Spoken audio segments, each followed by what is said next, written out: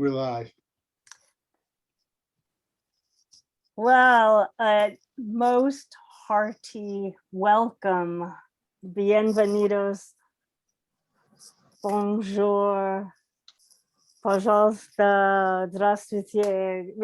I wish I had all the languages I could say hello and welcome to all of you in today, because today I am welcoming you on our Cultivating Voices live poetry, Poets Focus on Translation, where we will be hearing many, many voices in numerous beautiful languages today. I'm Sandy Yannone, your host, and I'm the author of Boats for Women from Salmon Poetry. It is a tremendous joy and honor to have assembled this quite accomplished and just astounding group of featured poets to share their work with all of us here live in Zoom, and those of you that we know are watching live on Facebook, and as well, of course, those of you who will be watching in recording in perpetuity.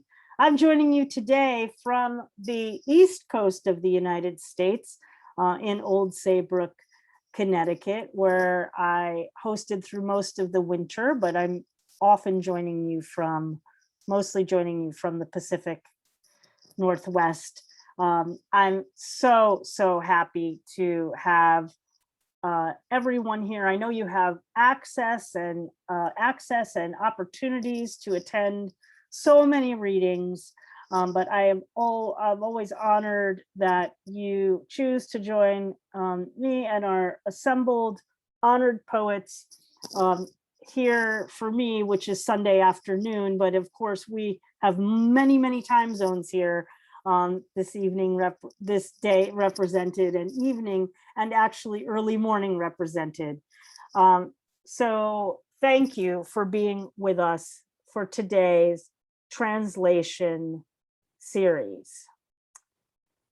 I want to encourage you to, of course, when you hear the work of the poets today, consider purchasing at least one, if not many, books to add to your collections. These are quite memorable experiences that we all get to have. And we will be posting information how to be in touch with the poets. They'll be posting information as well if they care to. And of course, tomorrow we will be reposting the links to all of their work on our Cultivating Voices live poetry Facebook page. Well, the chats are live in both locations. Send all the love across all of time and space to all of our featured readers today. And if you are with us and interested in participating in our live open mic that follows the features, please send me a private message in the chat and just let me know that you'd like to read a poem today in our open mic on the theme of translate, however you translate that theme. Well, first up today, I actually am a little choked up, truly choked up,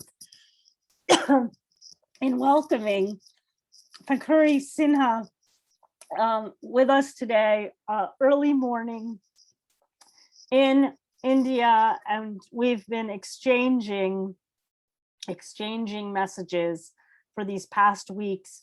It has been such a pleasure to be able to see the numerous series that she also provides for the world on the Zoom platform for reading series that she hosts. And I've just so enjoyed hearing her poetry, as well as appreciating what an incredible poetry citizen she is. And here is her more formal bio that will attest to that literary citizenship. Well, Pankhuri Sinha is an Indian poet, writer, and translator who has published several books, including Prison Talkies, a collection of poems published by Ex Libris in Indiana in July of 2013. Her second collection of poems, also by Ex Libris, was Dear Susanna. She has published also poems in Hindi, the collection Ratim Santiyan, published by Sahitya Bhandar, and Bahas Par Ki Lambi Dup, published by Bodhi Prakashan in 2007. Many other collections. She has also published in Hindi, and as well, she has received numerous awards. The Bihar Sahitya Sammelan Shatabdi Saman by the Bihar Unit of Sahitya Academy in India in March 2019. She was honored by the International Jan Lethak Singh in Nepal in June 2018. Pandulipi Puraskar Award as well in 2018, and the first prize for poetry by the Raja Sathan Patrika in January 2017, and the Rajiv Gandhi Excellence Award for Creative Writing in Hindi in June of 2013. She currently teaches in the Department of Hindi and History at the undergraduate, graduate, and postgraduate level in Bihar, India. It is my deep honor, with so much gratitude, to introduce Pankhuri Sinha to all of you for to open us up for today's translation reading. Thank you so much, Sandy. I'm really honored. Thank you for that generous introduction. And it's only about 12:45 a.m. So just past midnight, not so bad. I'm having some tea, and very big hello to everybody, all my friends here and everybody I'm meeting for the first time. Such an honor to be reading with you. I think that I'm just going to start reading because our theme today is around translation. So I want to read some poems in my mother tongue, Hindi, and then the translations. As Sandy said, I'm a bilingual writer, so I might read one in English, but here this is, I start with a short one. It's a love poem. It's called Subah Ek Samuchi Muskurahat. Subah uske rang mein rangi ek samuchi muskurahat. सूरज और सूरजमुखी सी खिली मुस्कुराहट, जिसे आईने के सामने खड़े होकर मुस्कुराया भी जाए पुरसुकून धीमे धीमे, उसके रंग में रंगने की तरह किसी भी श्रृंगार से बेहतर. Morning, a total smile. Morning, drenched, colored, dyed, even in his color, in the color of love, turns into a big smile. Effortlessly, organically, like sunshine spread out, like smiling in the sun. A sunflower smile, blooming with thoughts of his love, can be smiled looking into the mirror. By oneself, with memories of his love, cherished, spreading slowly, immersing in his love. Mild blush, better than any makeup ever worn. And the second one is called Sunahli Rang Ka Geet. This comes into a different theme about, so many of my poems deal with environmental issues and immigration issues and gender and also hunger and issues of development and all of that. And I hope that you heard about this debate about the farmers' bill and massive protests around it at the building of the new parliament structure in the capital city. So this poem is around that. It's called सुनहले रंग का गीत. सुनहले रंग का जो एक बड़ा सा गीत फैला था खेतों में, घुटनों तक आ चुकी समान कद की फसलों में, सुनहले किसी गुंबद को मात कर रहा था उसका समतल विस्तार. एक ऊंची नीची बाली नहीं, सुनहले रंग का जो एक लहरदार, घुमावदार, किनारेदार गीत फैला था खेतों में. गुनगुनाने को उसे सखी, चलो मेरे साथ मकई के भी बालों में सखी. The golden colored song. The long, melodious, golden colored song that so heartily spread out in the fields, in the even symmetrical crops now reaching our knees lovingly.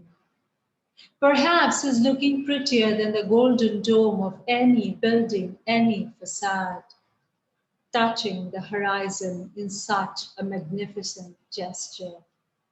The wheat field with not a single stalk standing taller or shorter, humming, nodding, swaying its heads gently, creating ripples, waves with the wind each time it turns into a breeze.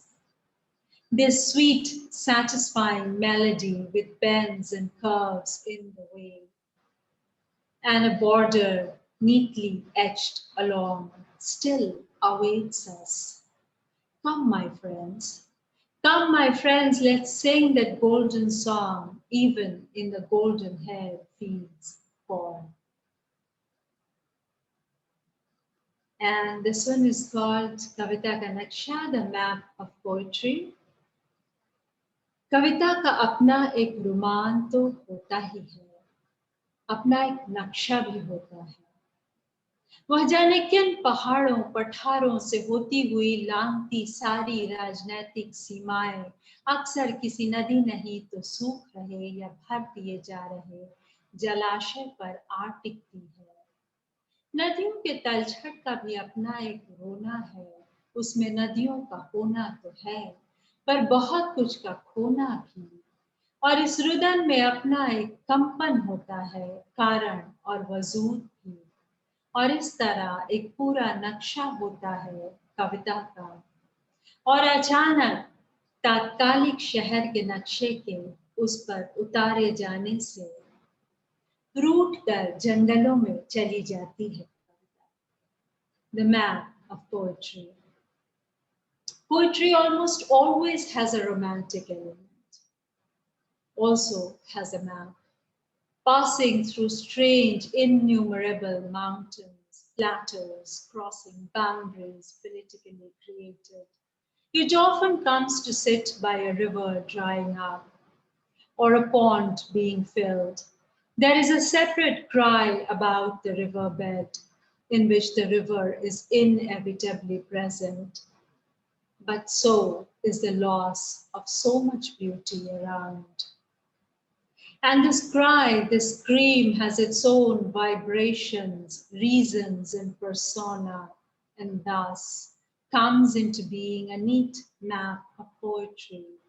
And behold, with the sudden imposition of towns dilapidating like my own, poetry is sulking away, walking calmly into the tranquility of the forests. Okay, so I just want to share that this one won an award in Italy in a competition in the city of Galician recently. So just kind of wanted to share that. The next one is called Tandav. समुद्र आज चाँद का प्रतिबिंब था और चाँद मुझसे दूर. समुद्र उचक उचक कर आ रहा था मेरी जिंदगी की खाली जगह में. समुद्र मेरी बाँह पकड़कर खींचे लिए जा रहा था, मेरे पैरों के नीचे की मिट्टी परे धकेलता. वह मुझे गोद में उठाए लिए जा रहा था, गुरुत्वाकर्षण से गहरा सम्मोहन मुझ पर उतारता। समुद्र एक खौफनाक पुरुष था। The ocean on a full moon night. The ocean today was the reflection of the moon, and the moon itself so far away. The ocean leapt up with each wave and tide into the empty spaces of my life, catching hold of me by my arm. The ocean pulled me, dragged me away with itself, pushing the ground beneath my feet. Beyond, picking me up in its lap, cuddling fondly, mesmerizing with an attraction deeper, more powerful than gravity.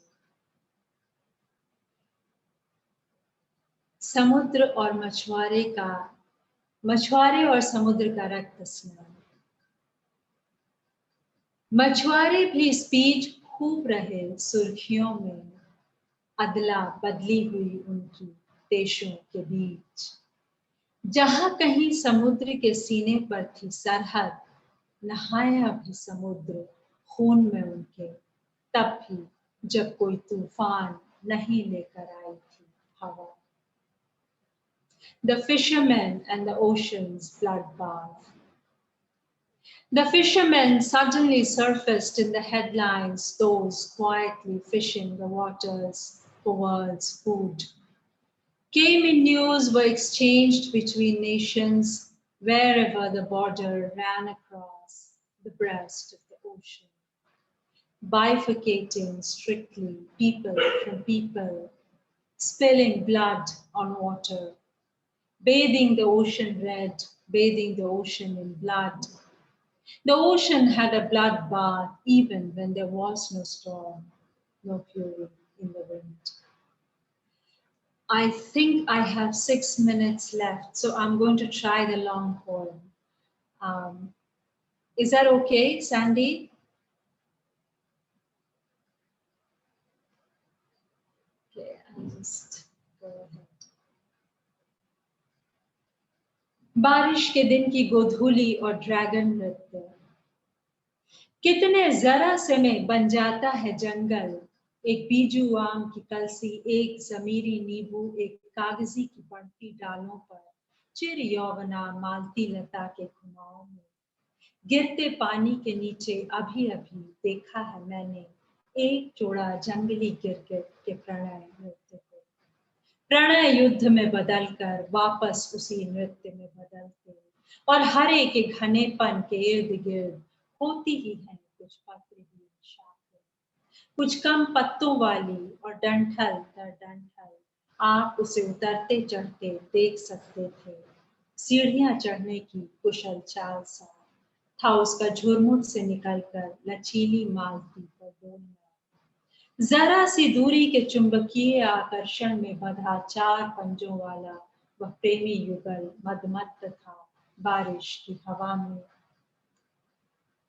उसके विषैले नाखून जो इंसानी खाल को खरोंच कर जान ले सकते थे, थाम रहे थे कसकर पत्तों की किनारी। Actually, it's a long one, and I think I've kind of miscalculated the time, so I'll skip the Hindi version and quickly read bits of the English translation. And these translations have been done by me only. My English poems have been translated in very many languages by other poets, but all these translations have been done by me. It's called Dragon Dance on a Rainy Evening. Amazing how little foliage can create a forest, complete with creatures wild and unknown. On the tangled branches of two kinds of mangoes, lime and lemon, where the ever-youthful jasmine flower creeps to bloom in crevices under the falling rain, I have seen a pair of chameleons dance a riveting mating dance. I've seen it turn from a foreplay to a quarrel more fearsome than a lover's quarrel, only to turn back into the same entangled, entwined, rhythmical dance of lust and power. There always are a few bare branches amid and around the leafy shrub, part of it some with fewer leaves, inviting branches. Precisely on them you could see the dew climb up and down.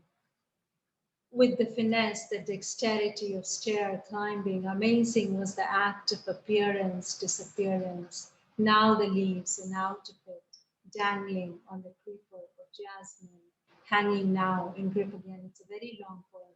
I think I'll just stop here because I miscalculated the time. I think I'd started at 45 and I'm past that. So, I just kind of want to, it's a kind of a picture poem. So thank you. Thank you for hearing. Thanks. Thank you so much. And Corey, we will have you back to read the entire poem another time, I certainly hope. And what a beautiful way to start us off.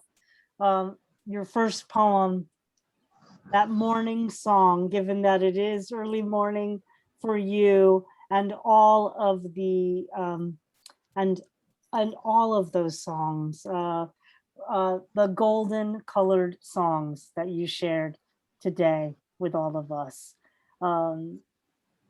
Such a deep honor, and I so look forward to our next time together here on Cultivating Voices to hear more of your kaleidoscopic work that touches so many themes and areas of our humanity. Thank you for being with us today, this morning, and again to open us up for today.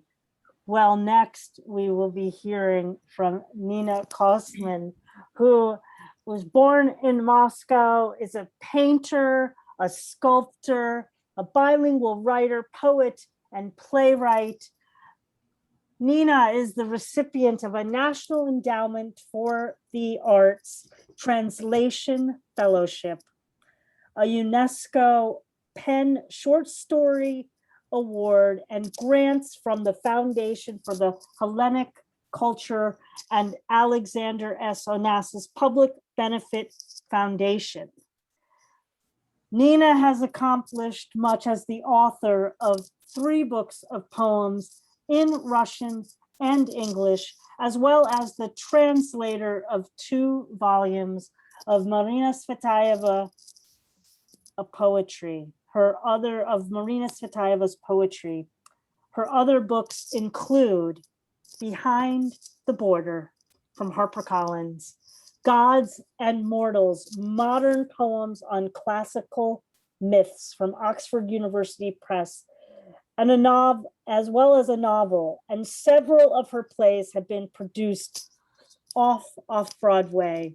Nina lives in New York and again is prolific in many, many areas of the arts, and what an incredible pleasure and honor to be welcoming you to the program today, for us to be able to hear your beautiful work that you'll share with us this afternoon. Thank you, Nina. I've enjoyed our conversations immensely. Thank you, Sandy. I will read mostly in English, maybe just one poem I will read in Russian. Okay, since I have 10 minutes, so I will start right away. Thank you for your introduction. Okay, here is a short poem in both English and Russian. I'll read the English version first, and then I'll read the Russian version, and the rest will be only in English. A flock. See how the black flock of quietly fallen birds stares, swallowing air, at the air staring down. Their minds become wings, their startled dreams of the sky insidiously soared down to its very blueness, the black flock falling without a sound into the soundless blades of grass, the alloy of the 100-eyed earth and the seeing sky. There's actually a painting of mine that goes with it. It's a flock of birds. Beautiful, love it. Oh, it's And gorgeous. now the same poem in Russian. Actually, the Russian one was the original. Видишь, как черная стая молча упавших птиц смотрит, воздух глотая, на воздух, глядящий вниз, и разум их, ставший крыльями, и их изумленные сны о небе коварно спиленном до самой голубизны, черную стаей без крика в безмолвные лезвия трав, железной земли стоокой, и зрячего неба сплав. So this was a poem in English and in Russian, and now I will read a slightly longer poem. I will read it just in English, even though I have a Russian version of it, but I can't read, you know, there isn't enough time to read every poem in 2 languages. So this one is called Valley of Closed Eyes, and this poem actually was translated into many languages, into Hebrew, into Persian, into French, into Chinese. So now I'll read it in English. In the 2nd decade of the 3rd millennium, I, born 3 times of the tree of flesh, fallen thrice from its empty branches, the diaphanous heap of water, red from the maternal sea, syllables of my name rushing to rescue, your lips, stillness, air, your lips are trying to form as my name, complaints of the wind over the heap of bones, this be my name in this life, the sky rushing to meet the water. Oh, wow. Stony water colored by wind, chiseled by the light falling off your eyelids. One moment is all in the silence of the newborn. Now take a picture, pour out small echoes equally onto the earth, onto the Scorpio fortress, upon the transparent stones and the motionless flame at the door. Dipping my cheekbones into the blind substance, into the cooling water of the maternal sea. I, river of your body, I, the tightrope of fear your body walks, return to you nightly, motionless, daily, nightly. I bury both hands in your solitude. Echoes, answer me in your valley of closed eyes.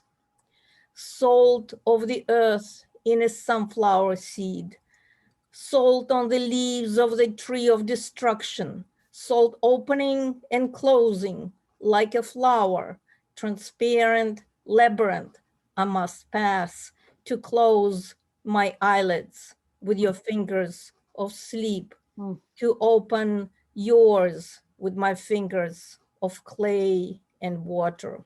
In the 2nd decade of the 3rd millennium, I, hallucination of flame on the face of a child, the guardian of the child's aerial dreams, all of his breaths now, a single breath, all of his words, an unending sentence. I split myself into parallel moons. I spill myself into a bowl of blood. You will see me the salt of your body. You will hear me think in your thoughts. When I offer to you one face of the moon, you know my face is the face eaten away by years of sickness and hunger, face of a child who died 50 years ago. Wow, wow, wow. So that's this. Wow, amazing. Thank you. Tremendous. Thank you. And now I will read another poem. I think I have about 3-4 minutes. You're good. Yeah, you're good. You're good. Yeah. You're good. Okay, You're good. so I'll read another poem called Giordano Bruno's Unwritten Letter. Giordano Bruno, I'm sure most of you know, he was Renaissance scientist and astronomer who was burned on a stake in Rome for saying that for stating that the earth revolves around the sun and not the other way around, and that the earth is not flat but round. So for things which everyone knows, even a 5-year-old child knows now, he was burned at the stake. So this is a poem about his last hour. It was freezing on the Campo del Fiore on February 17, 1600. A crowd gathered to watch a heretic burn alive. There he was, naked, hung upside down, punished for denying the dogmas of the Catholic Church. And while the crowd hooted and hollered, Giordano Bruno, whose mind was still intact, despite weeks of torture endured by his body, the boot did not suffice to make him recant. The boot is a medieval torture. So I'll just go back. Giordano Bruno, whose mind was still intact, despite weeks of torture endured by his body, the boot did not suffice to make him recant, was composing a letter in his head to those who would stand on this piazza centuries later, when every child would know the obvious facts for which he was sentenced to burn today, that the earth revolves around the sun and not the other way around, that God is inside us and not out there, a bearded man looking on from a cloud, taking cue from old men in cassocks, that freedom of thought was worth striving for and even dying for, even tortuously burned at the stake. He didn't have time to complete the letter, which he was composing in his head as the flames were beginning to engulf his body. And even his mind, strong as it was, could not work as before. The day will come, he tried to continue in his head, when everything I wrote would be proven facts. This was the last line in Giordano Bruno's unwritten letter. In a few hours, his ashes would be collected into a bag, and the bag would be carried to the Tiber, opened, emptied. I think my time is up. Thank you. Thank you. Yeah, it's good. It's good. Well, beautiful.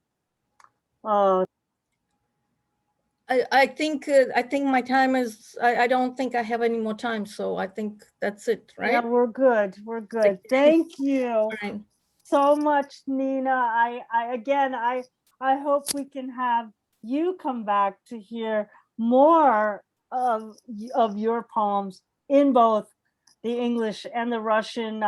We had a long conversation. I had studied Russian for a while in hopes of becoming a translator myself. I was very interested in the poet Mayakovsky, and that final poem really was also making me think of Mayakovsky's Past 1 o'clock, that final poem of his, as well as I'm thinking a little bit of Miklos Radnati's poems found in his pockets in World War II.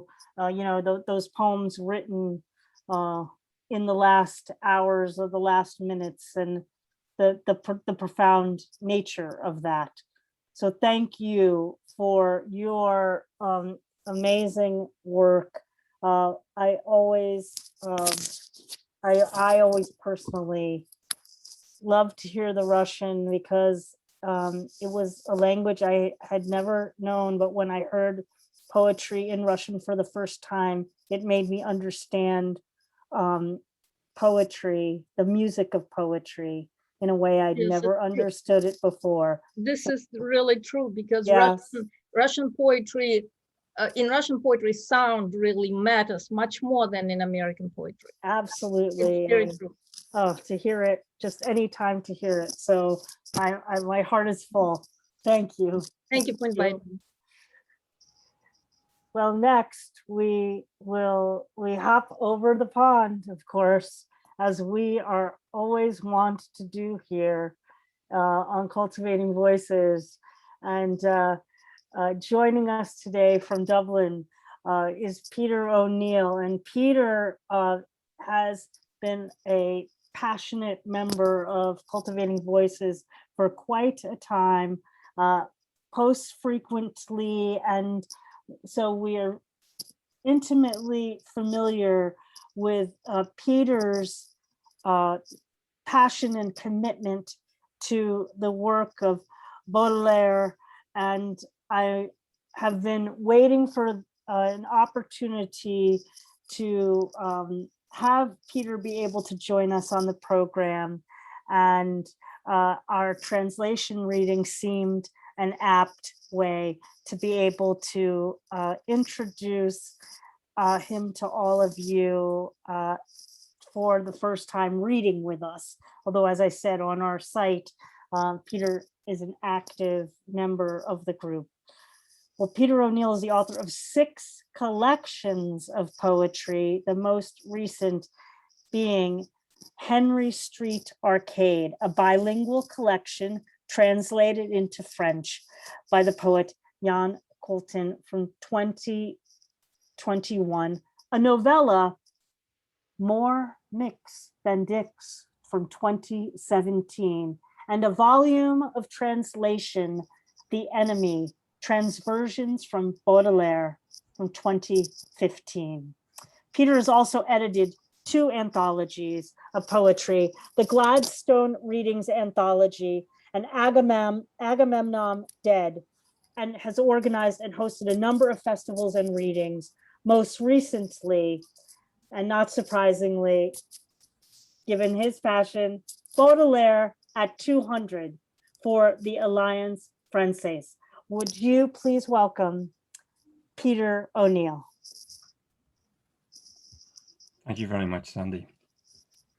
Sommet. Avec la volonté de me maîtriser, l'âme dans les gants du chamois, dans l'infractuosité du roc, je me lève, je me délève.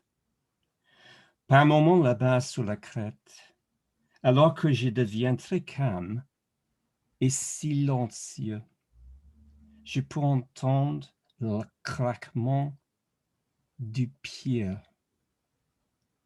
tempe qui n'a commencement ni fin, présente parallèle qui emplit les espaces vides, les dimensions fluctuant imperceptiblement. Pétrifié, mon corps cesse d'exister.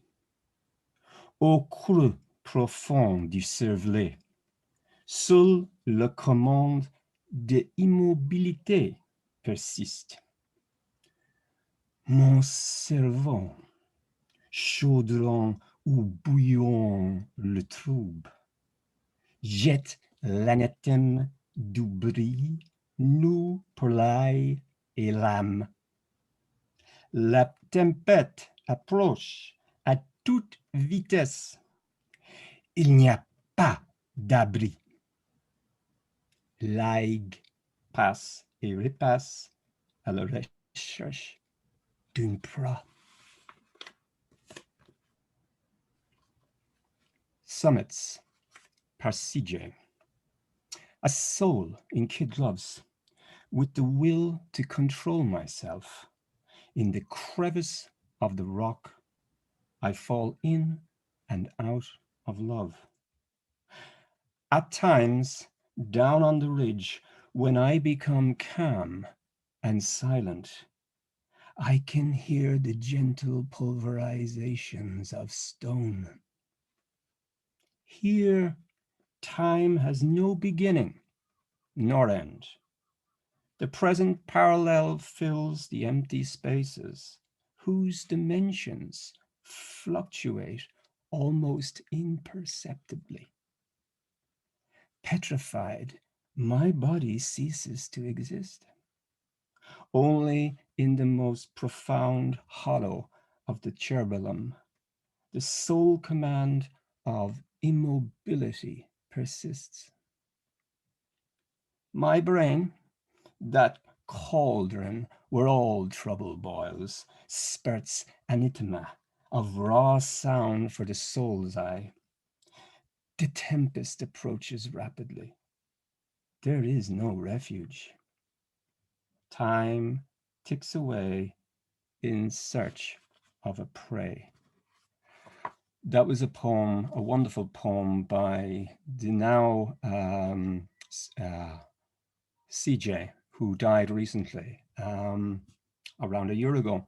So that was a poem by him. Now, he was a wonderful poet from Brussels who had the pleasure of meeting and who came to read with me in Skerries in 2015. So it was quite sad to hear that he had died. This next poem is by Christophe Breguin, a Parisian poet who was a friend of CJ's, and we all met up in Paris to celebrate, well, to commemorate the 150th anniversary of Baudelaire in Paris in a cab au vin, where I got to meet Yann Couton. And we all read together. And Chris published this poem on Facebook not long after CJ's death, and I'm assuming the poem was for CJ. Sans pouvoir faire quoi que soit, par Christophe Breguin. Sans pouvoir faire quoi que ce soit, je vois les amis qui partent vers l'infamie. Bientôt, ça serait mon tour aussi. Je laisserai peut-être quelques souvenirs au bord de la nuit. Les sourires devraient être impérissables, plus que le chagrin. Conserver à tout prix ce qui a été vécu avec le temps, les armes, la mémoire dans l'invisible. Lui aussi s'en allait sans retour. Chaque disparition du reproche de la note est un point inconnu. Nous lèverons l'encre avec l'espoir de laisser quelque chose de pas trop mal. De ce côté-ci de cette vie impétueuse. Une lame reflète ce qui est envolé sans dire un mot. Les paroles ne sont plus qu'une image à sauver de la roue autant que cela sera possible pour combattre le froid de l'absence. On se remémorait toujours les yeux pleins de chaleur. Without too much fuss, a transversion. Without too much fuss, I feel some friend has just left us, lost to the infinite. And soon, no doubt, will be my time also. I leave behind, perhaps, some souvenir there on the edge of the night, some imperishable memory of a smile or delight. Amidst the sadness consuming all price what I lived through before time disarmed me in her exterminatory gyre. Such as he has gone, without any promise of a return, each disappearance conjoins us to our own, at some in the manner of John Donne. At some unknown destination, we will put up anchor, of not letting too much of a stain tarnish this side of life's impetuosity. A tear can reflect so much more than a mere word, speech being rendered inconsequential in any further attempt to combat the absolute, the coldness of the absence, which memory, that sparsest of kindling, will always try to fill with its warmth. I'd like to finish now with a poem by Yann Couton, who was there on that day in November when we were commemorating Baudelaire with CJ and Christophe. Yann is a very dear friend. He's translated my latest book, Henry Street Arcade, published by Édition de la Pointe de l'Europe. Yann and I figured in this anthology for Rimbaud, the other great 19th century French poet. This was, I was very honored. I was the only living English writer to appear in this anthology of 59 writers, predominantly French, of course. This is Jan's wonderful poem for Rimbaud. We all share this love of Rimbaud and Baudelaire and all the great 19th century French poets. It's called En Suspens. La mémoire cède aussi à tous les songes, cette fausse écriture, jusqu'à s'avanouer. Le souvenir de son éclat qui parfois seulement retenu dans les vers, jusqu'au point d'épuisement dans la ville est fait. Alors tu crois voir vous sa forme universelle, tu ne plonges que dans le spleen, et tu poursuis comme une roue sur une route sans fin. C'est ainsi que l'on regarde droit devant soi. Fixement cette écriture, sa vitesse intimidante, ce qui apaise pour toujours, ce qui brûle à jamais. Un désir de tourment, le volonté violent. Elle coule en sens et dans le sang, attribuant aux roues comme aux organes cette force d'âme, jadis l'agrément du monde. This is my transversion into English. Suspension. Memory gives way into dreams, that false memoir until it swoons into the memory of origin, which is only rarely captured in verse, to the point of exhaustion from which the city is built, and which you think you have seen in its universal form, yet only plunge into its spleen, which you pursue like a wheel upon an eternal road. Such is the way it is when we look straight ahead, fixedly, such writing with its intimidating stealth. After all, this is all that's left when everything perishes, like a tormented desire or a violent will, but which runs in the veins through the blood, flowing forever outward into the streets and their tributaries, through the force of such a unique soul, only to park then in the tempering, halting sight of the world. Thank you very much.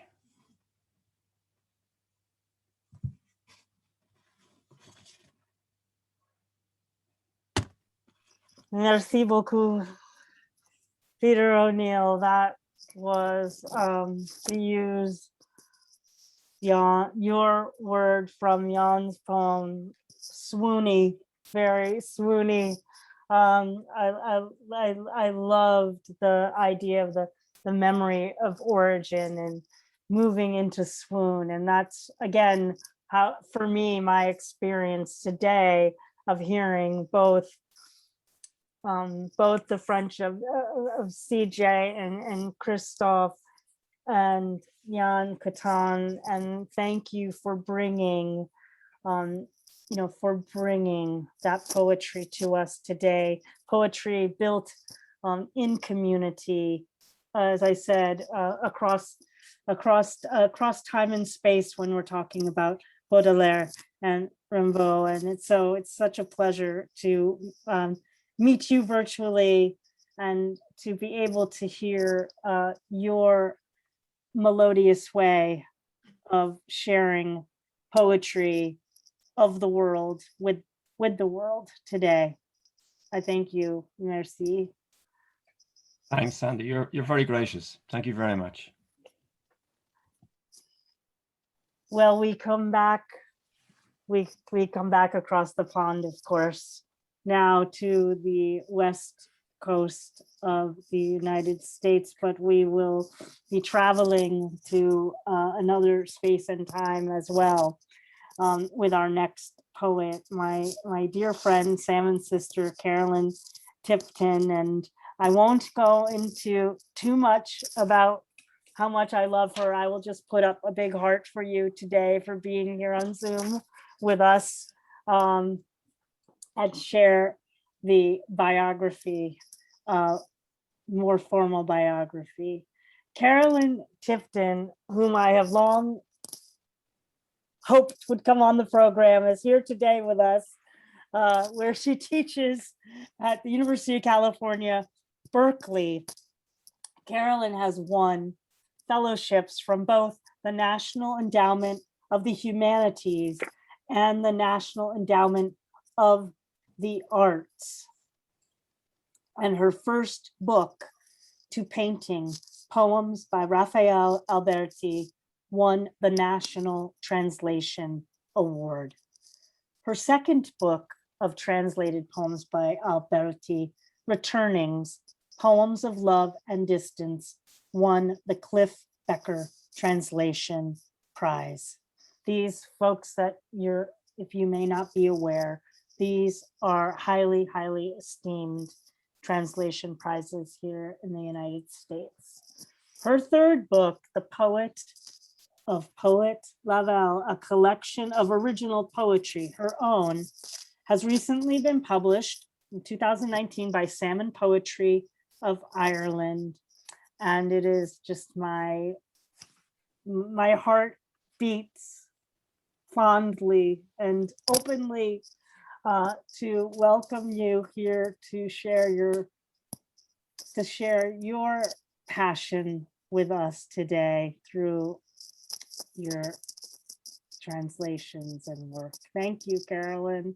I'm going to try not to cry. Thank you, Sandy. It's so good to see you even virtually. It's such a pleasure. And thank you, Dawn. And it's a pleasure to bring to all of you today this wonderful poet, Rafael Alberti, great poet of 20th century Spain, part of the generation of 27, Lorca, Cernuda, those poets who brought about a literary renaissance in Madrid in the late 20s. Alberti also worked to bring about a republic. And when Franco and his fascists rose up against the new republic in 1936, initiating the Spanish Civil War, Alberti fought against him and read poems to the troops and tried his best. But when Franco triumphed, Alberti fled into exile, where he was for almost 40 years, until Franco died and the King of Spain personally invited Alberti to return to Spain.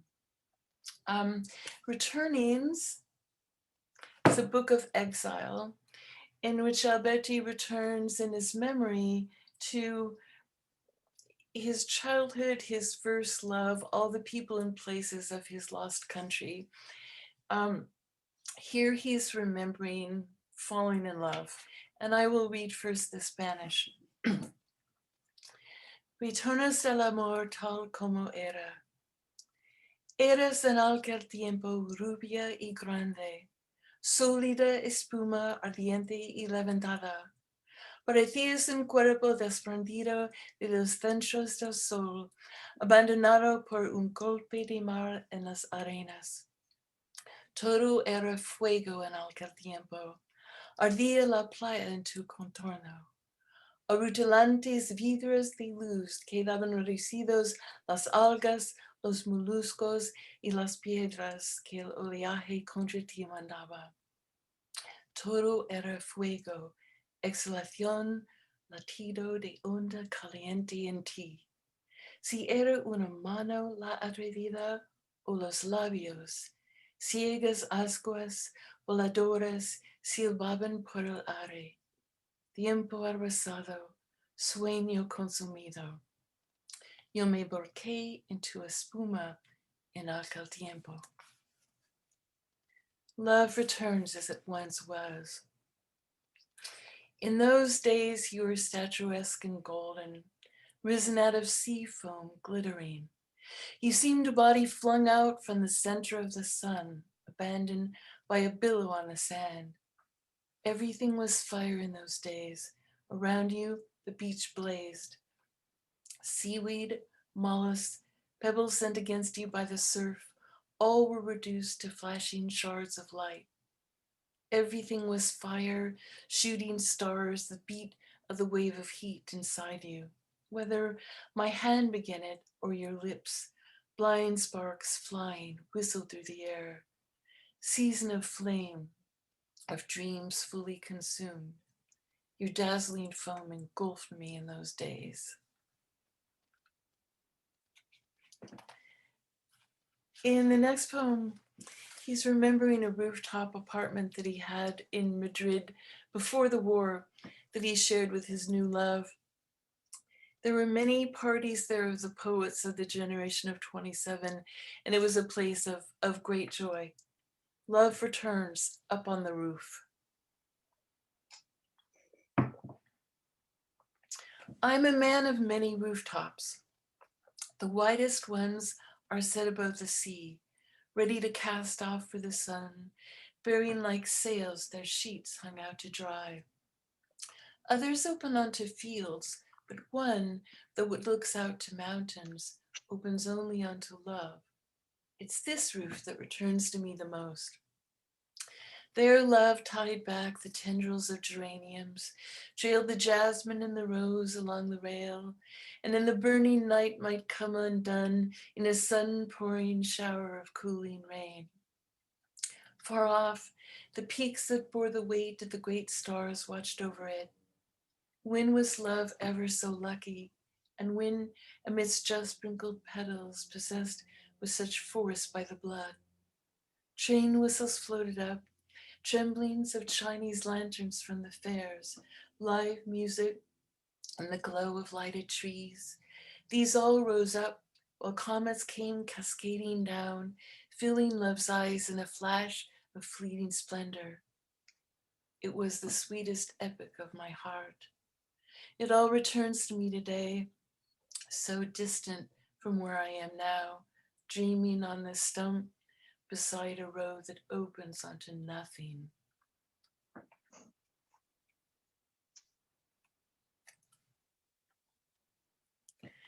This poem, written long after the war, is about a dream Alberti had about García Lorca. Alberti and Lorca were very good friends, but also poetic rivals. And when they parted in the summer of 36, there was some slight rift between them that needed to be healed. Lorca left for Granada to his family place as always. Alberti went off to Ibiza. But Franco rose up that July. Alberti was trapped on Ibiza. And by the time he returned to Madrid, Lorca had already been murdered by the fascists, and they never saw each other again. Return of an assassinated poet. You've come back to me older and sadder in the somnolent light of a quiet dream in March. Your temples dusted with an unexpected gray, and that bronzed olive skin that glowed with your magical youth, furrowed by the marks of age, as if you had lived out day by day in death the years you never had in life. I don't know what you wanted to tell me tonight. Appearing out of the blue in a well-cut suit of glossy alpaca, new tailored, with your yellow tie and long-suffering hair, wind-tasseled, just like before in those gardens of student poplars and summer oleanders. Perhaps you thought, I want to try to grasp this now in the clear afterlight of the dream, that you ought to come to me first from those underground roots or hidden springs where your bones mourn in despair. Tell me, confess to me, say if by the mute embrace you gave me, by the tender gesture of offering me a chair, by the simple act of sitting down beside me, gazing at me, smiling quietly without a word. Tell me if you didn't mean to signify by these that despite the little battles that we fought, you were still joined to me, even more perhaps in death, for all those times. Forgive me that we failed to be in life. If this isn't so, come back to me and dream another night to let me know.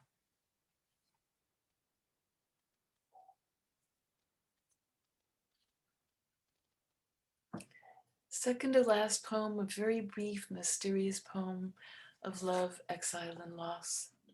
Love returns with the moon. You were another moon beneath the moon. You rose from our weary bed, so huge and shining, that the dark and sleepy sheets thought they'd become the source of light for a mysterious sun. The quiet cistern of our room became a fountain, enchanted by the dazzle on its water. Waves formed in the soft light. When you raised your arms, they broke against the walls. When at last you climbed to the upper window panes, which the moon, now distant, gazed at sleepily, you, my moon accompanying the moon, overflowing, fell back again, extinguished, into bed. The moon has brought me other things tonight, rising alone over the silent trees. And finally, a poem where there occurs what sometimes does happen in this book. He remembers so vividly that the memory comes alive again, and he re-experiences that time. Even as he lives again the lost moments, though, he's aware the time is passing. Love returns on a summer night. Tentatively, love comes, blindly in the dark, maybe a star ripening in the branches. I go back so I can feel it, back, wet with the warm dew of the night, pressed into a hollow of crushed mint and thyme. It's not like anything. It's what my hand, the skin over the whole length of my frame, the shadow of my newly risen heart, the subterranean center of my being most desire.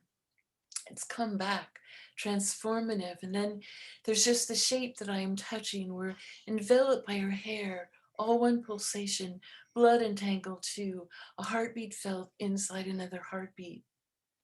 But words, where have they gone? No words, nowhere for them to occupy in this parched August night. Not even that little space that separates two mouths before it shrinks into a silent flower. But a secret fragrance wafts up, gliding by, a scent awakened on the dark bank scorches me. Someone lights a murmur in the grass, always on a night of love, a river's flowing past. Thank you.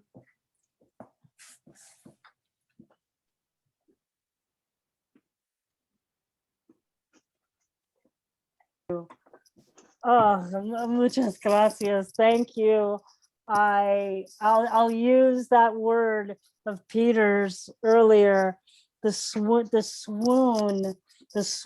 of those poems, the poignancy, of course, that comes from poetry that is immersed itself. And as you said, the poetry of, exile, love and loss. There is such a power to that poignancy that comes through in those in your translations of Rafael Alberti in those poems. They're so lush and quiet and loud at the same time.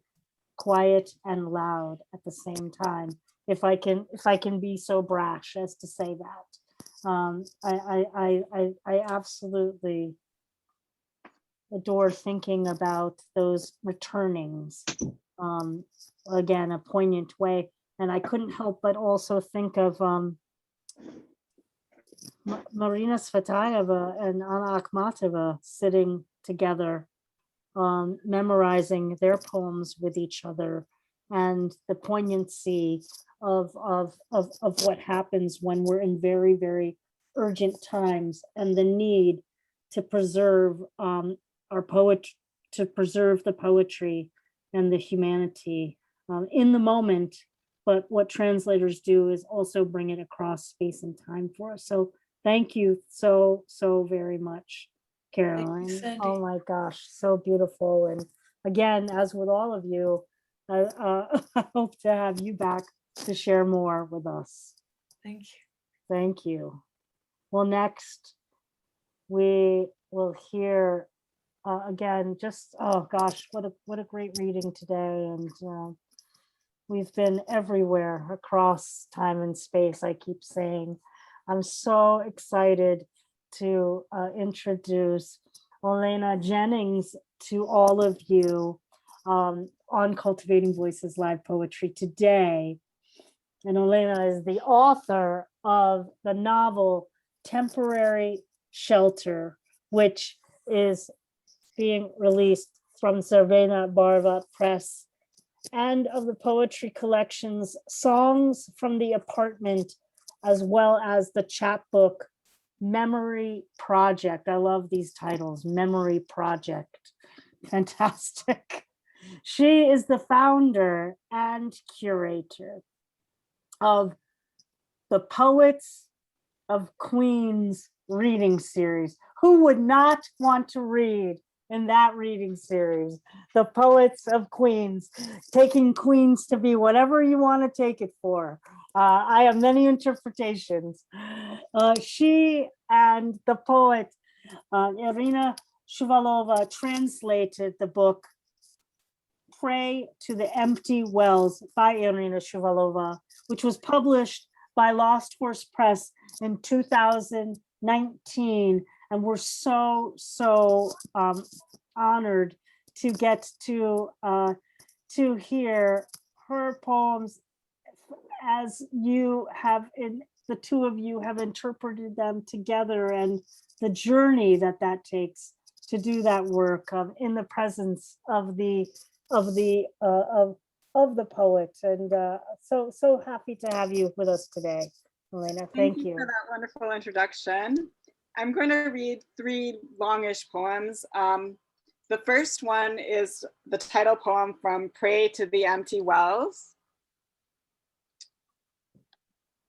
Pray to the empty wells. Pray to the empty wells, to the breakwaters, to the apple orchards. String together bitter ash berries, sweet ash berries. Carry the luxurious fur of your ancestors on your shoulders. Cry. Pretend to be grass. Be like an entrance and an exit. Be like water.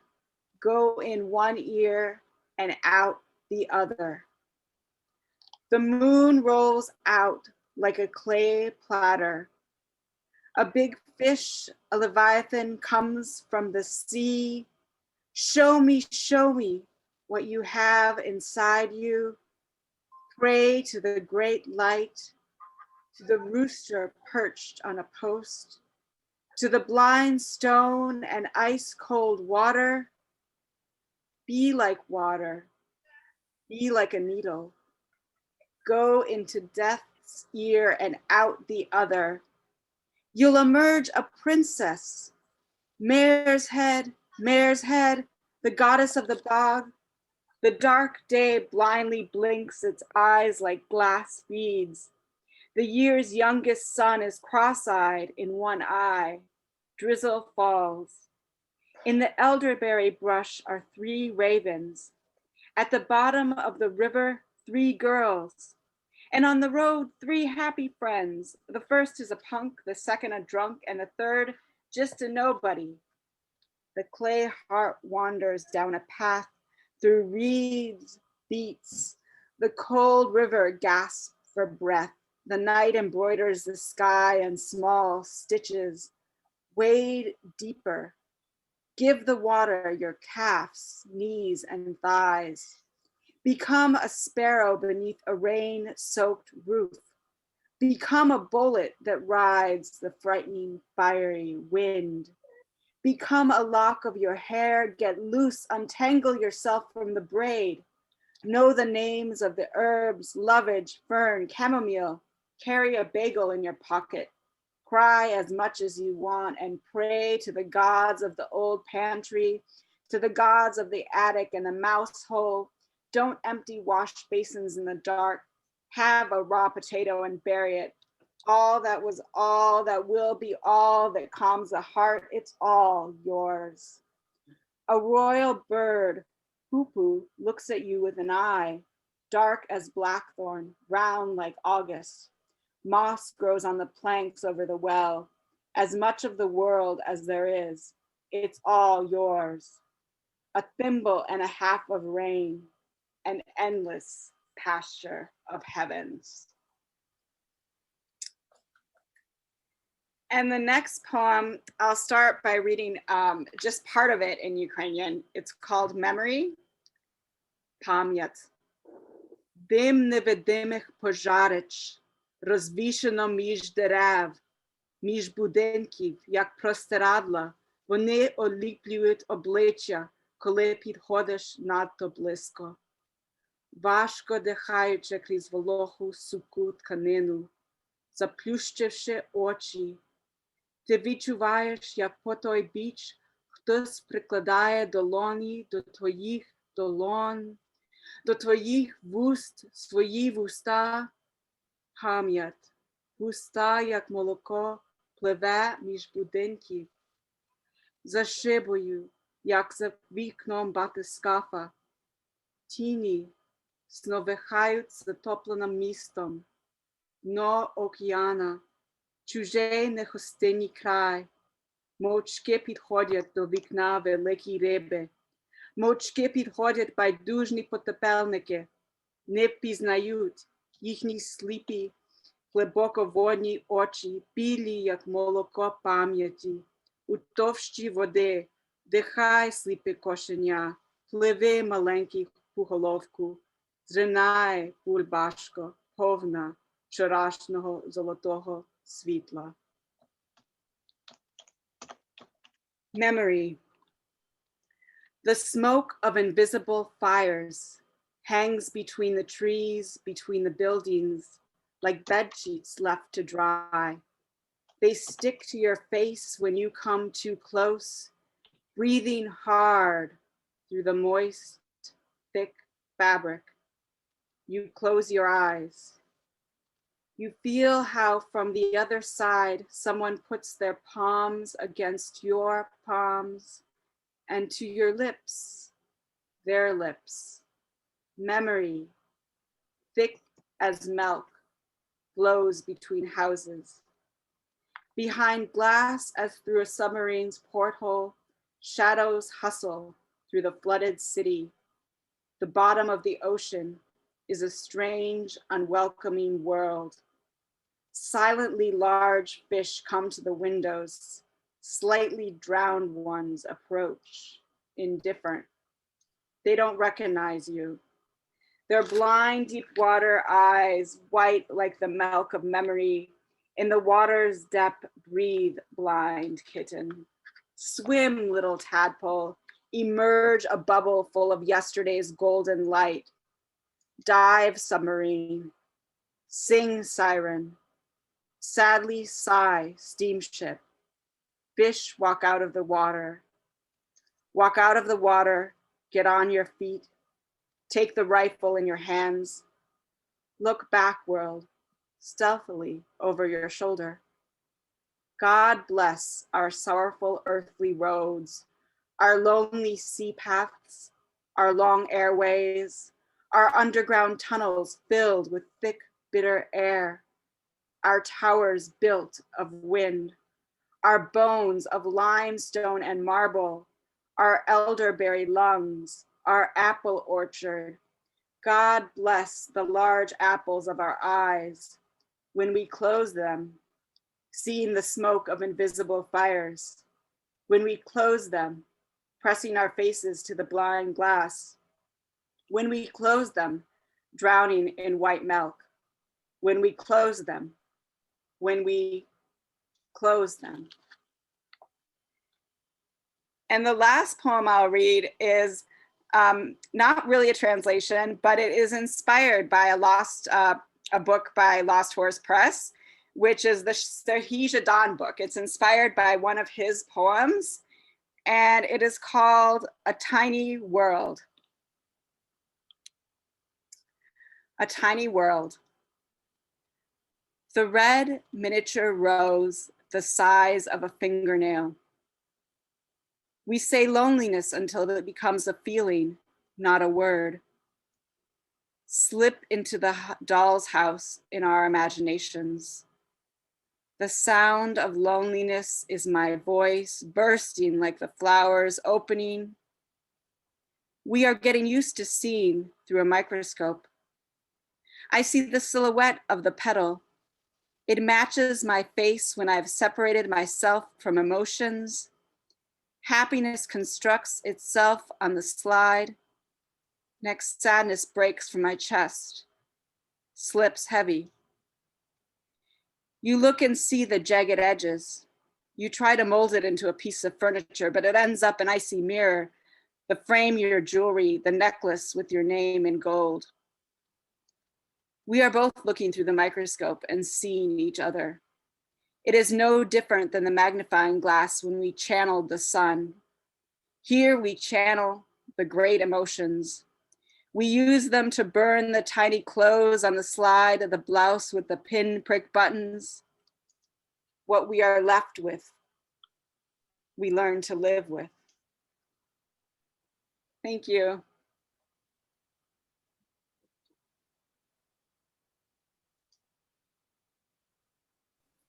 Oh, so powerful. And those prayers, right? That pray, those litanies. And I'm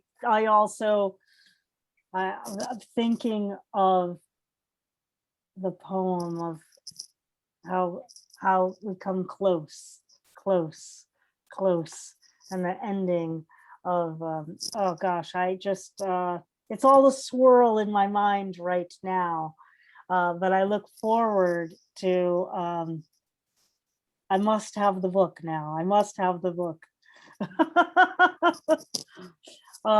Thank you so much for joining us today. Olena, Jennings, again, everybody, I've got links in here to the chat for where you can visit just our beautiful poets today, so that you can pick up their work and learn more about the other projects that all of these poets have accomplished.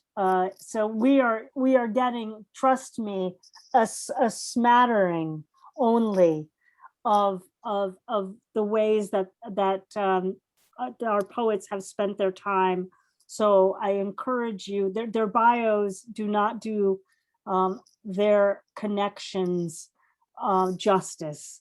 So make sure you take travel to and with them through their blogs and websites to learn more and pick up their work. Thank you again, Olena. Beautiful, beautiful, beautiful reading. The moon has been very prominent today so far. There's something lunar happening in the reading today. We are going to close out our features for this afternoon. And right now, I have 3 folks who've signed up for the live open mic. I'm going to take a last call. Feel free to private message me if you'd like to read a poem for today's open mic. And I am feeling so full that I'm perfectly happy for us to have a triolet of poets, if that is what we have, because we will now be moving to what is, I understand, an historic moment for the two, Ali and Dzvinia, to actually be on screen with each other for the first time, sharing their work that they've been working on together. So I'm happy to welcome you, and I'm happy to have provided the platform for this moment in posterity. And thank you both for being with us. Here are the more formal biographies. Ali Kinsella has been translating from the Ukrainian for 8 years now, a former Peace Corps volunteer, Ali holds an MA in Slavic Studies from Columbia University and is currently joining us from Chicago, where she sometimes also works as a baker. With Dzvinia Orlowsky, Ali is the translator of Eccentric Days of Hope and Sorrow, the poems of Natalka Belosverkivets, available this fall from Lost Horse Press. And joining, so we have both translators with us today. Joining us also is Dzvinia Orlowsky, Pushcart Prize poet, translator, and the founding editor of Four Way Books, a press that I know many of you are familiar with or should be familiar with. Get familiar with Four Way Books. Dzvinia is the author of 6 poetry collections published by another press that you will want to connect with if you have not already, Carnegie Mellon University Press. And her collections include Bad Harvest, which was a 2019 Massachusetts Book Award must read in poetry, and her poem sequence, The Disenchanted Desna, was selected by Robert Pinsky as the 2019 co-winner of the New England Poetry Club Samuel Washington Allen Prize. She was also a 2018 recipient winner of the National Endowment of the Arts Fellowship and is writer in residence at Solstice Low Residency MFA program in creative writing at Pine Manor College in Chestnut Hill, Massachusetts, where many, many, many years ago, a poet named Sandy Yannone worked in the admissions office there. So when I was attending my MFA program at Emerson College, so I know that beautiful campus well in Chestnut Hill, and it's a thrill to have the both of you with us to close out what I hope will not be, which has been the first, but will not be the last of our Poets Focus on Translations. Thank you so much, Ali and Dzvinia. Well, thank you for that lovely introduction. And you're right, you have brought me and Dzvinia together virtually for the first time. So we have you to thank for that as well. We will be reading some poems from our collection that's coming out in September, our translations of Natalka Belosverkivets' poems coming out, as Sandy mentioned, this September with Lost Horse Press. And Natalka Belosverkivets was born in the mid-1950s in Ukraine, which was then a part of the Soviet Union. And she really became famous in Ukraine in the 80s and 90s. She's a member of the 80s generation, which are called the Visimdesiatniki. And in English, she is known mostly for her poem, which we will not read today, but I encourage you to seek on your own, called We'll Not Die in Paris. And we all have Dzvinia to thank for the wonderful and I believe prize-winning translation, if I'm not mistaken. So Dzvinia, would you like to say hello? Hi, everyone. Thank you so much, Sandy. Thank you for that introduction. I wanted to clarify that I'm a founding editor, not the founding editor of Four Way Books. And I'm so thrilled to be here and to meet Ali. And as I wrote in the chat, that I think this is one of the most beautiful, powerful readings, group readings that I've ever been fortunate enough to participate in. So thank you very much. And Ali, I'm excited to do this with you. Yeah, and just for clarification, Dzvinia and I have worked together extensively, but only over the phone. Yes. All right, and I have to read off my computer. So the first poem is called Elegia Lipnevої Грози, and in English that is Elegy to a July Storm. Гроза, гроза, як щемно, як тривожно, щасливо як, Повітря крізь вікно вирвається, мов світляний потік, і теплий дощ стоїть непереможно над корневищами могутній рік. Тоді болить у грудях молоко, дитина скрикує і ротиком жадливо хапа повітря, і в раптовім світлі грози липневої не розгада ніхто в зиницях темних, в очах безтямні, якоїсь думки світлої, мов злива, тут на майдані висохлого світу. Сплетіння вічних вулиць перед нами. Ми підемо туди, але куди йти таким безпомічним і ніжним? Яких тисячоліть м'які сади зустрінуть нас тремтінням білосніжним? Куди нас приведуть пітні сліди минулих поколінь в камінні книжні, де запах крові, боротьби, біди у хаосі сплелися дивовіжним? Притиснувши до себе крик нічний, ми рушимо. Куди ж нам вирушати? Стоїть в очах порожній зір скляний, далеких зір холодні каземати. Ми звідти прилетіли в світ живий, і в мареві будинків пологові ще довго ворушився восковий, блидів вогонь любові загадкових. Немов секунда стрілка, як лоза на виноградниках часу людського, ніч, солодка і щаслива, і безтямна. Гроза, гроза, на каменях облич, сплетіння вічних вулиць перед нами. Чи вбереже тебе моя сльоза на цій межі буття із небуттями?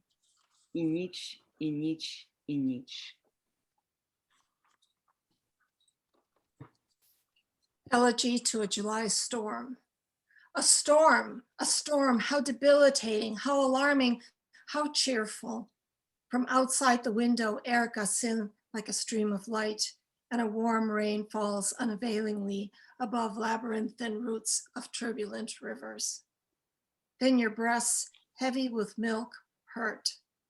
The child wails, its mouth greedy, gasping at the air, and in the sudden light of a July storm. No one would guess in the dark pupils, the unsure eyes, a certain thought, bright as a storm. Here on the plaza of the withered world. A tangle of eternal streets before us. We're going there, but how can we, helpless and tender, go? Which millennium's soft orchards wait to greet us with their snow-white shiver? Where will the wet tracks of past generations of books written in stone lead us? The smell of blood, struggle, trouble, intertwined in bewildering chaos. Having pressed the nighttime cry to your body, we move, but where can we go? Cold casements, distant stars in the eyes of empty glass sight. From there we flew into the living world, and in a dream of maternity wards, the pale waxen fires of mysterious love have been stirring. Like a second hand, like a vine in the vineyards of human time, night sweet and happy and senseless, a storm on stone faces, the tangle of infinite streets before us. Will my tears protect you on this border between being and non-being, and night and night and night? Кохання в Києві. Love in Kyiv. Кохання в Києві страшніш від венеційських прекрасних пристрастей. Порочні і легкі летять метелики на сяючі свічки, на мертвій гусяні горять блискучі крила. Весна каштані свічі запалила, дешевої помаді ніжний смак, міні-спідничок виклична невинність, і ці чуби поголені не так. Але хвилює образ, спогад, знак, як шлягера трагічна очевидність. Ти тут помреш від підлого ножа, і кров твоя проступить, мов іржа, в новому ауді на закутках татарки. Ти тут з балкону, з неба полетиш на свій брудний, маленький свій Париж, у білій блузці референта-секретарки. Не одрізнити шлюби від смертей, Кохання в Києві страшніше від ідеї нового комунізму. Вночі п'яні виходять привиді із Лисої гори, несуть в руках червоні прапори і горщики червоної герані. Ти тут помреш від підлого ножа, ти тут з балкону, з неба полетиш, в новому Ауді із закутків татарки, на свій брудний маленький свій Париж, і кров твоя проступить, мов іржа, на білій блузці референта-секретарки. Love in Cave.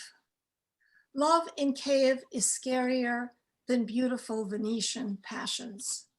Depraved and light, butterflies fly to flaming wicks.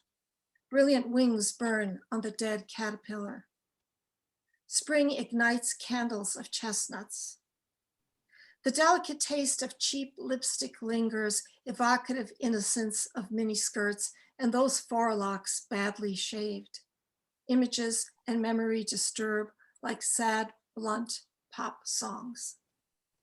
You'll die here from a sly knife, and your blood will appear like rust in a new Audi on the back streets of Tatarka. Wearing a white clerk shirt, you will fly from the balcony, the sky, to your dirty, small Paris. Who can tell marriage from death? Love in Cave is scarier than schemes of new communism. At night, drunken ghosts come out from Lissa Hora, carrying red flags and potted red geraniums. You'll die here from a sly knife, or fly from the balcony, the sky, or in a new Audi from the back streets of Tatarka to your dirty, private Paris. Your blood will stain like rust your white clerk's shirt. Лист. The letter. Вранці підеш за хлібом і за молоком.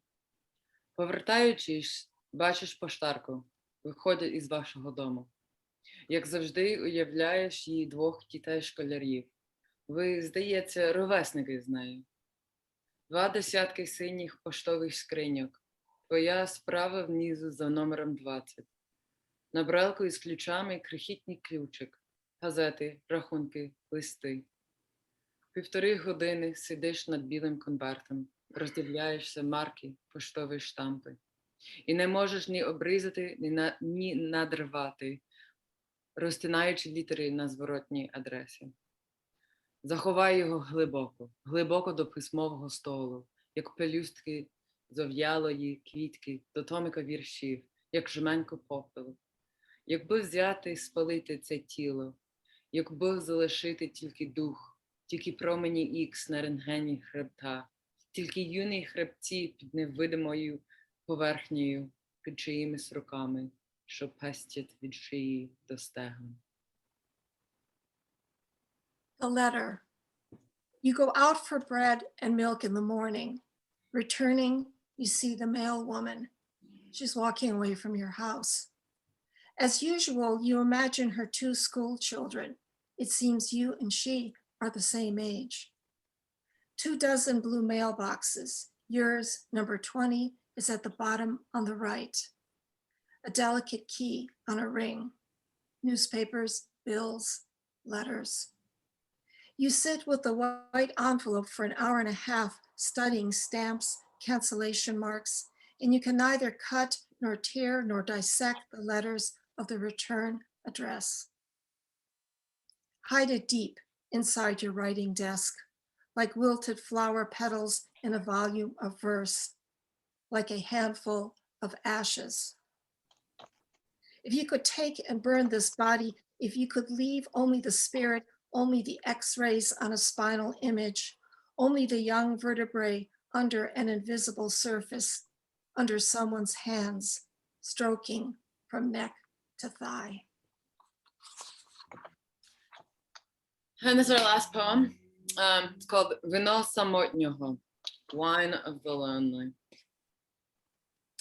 Запам'ятав ще місце і час. Прийшли вони сюди, і одне в одного стали, бо в них єдине місце і час були.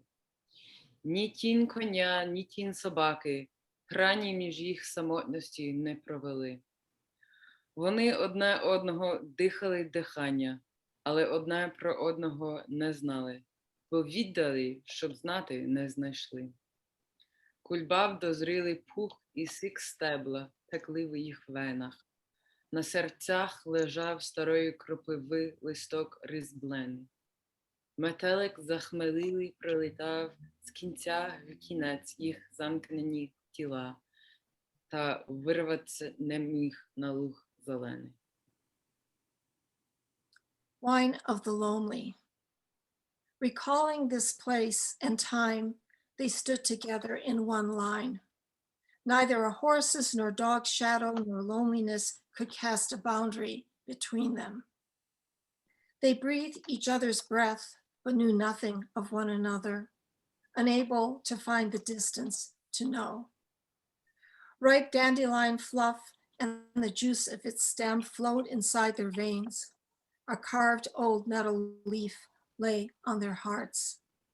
An intoxicated butterfly flew the length of their locked bodies from end to end, but couldn't break free to the meadow green. Thank you. Thank you. It seems so appropriate to end our features on translation today with two poets working in collaboration to translate the work of a third poet. Again, I love the triangularity, the circularity of how language fosters itself and brings to consciousness so many things, even if we're not able to translate it, and to have to hear the multiplicity of languages of the Ukrainian and the English, but I also always feel that there is a third language hovering in between, and that we get to hear that if we're listening deeply, as I'm always encouraging people to do when we're here on these broadcasts. So today, thank you to the two of you for bringing us that opportunity to hear not only the third voice, but the fourth voice from, I think, another dimension in the work. Really, really incredible. And I'm hoping that we will be having you join us again later in the year when we have another Lost Horse Press reading. You're welcome any time. Thank you so much, Ali, Kinsella, Dzvinia, Orlowsky, and everybody we've heard today from our features. I want to take us back to all the places that we have traveled, as I keep saying, across space and time today.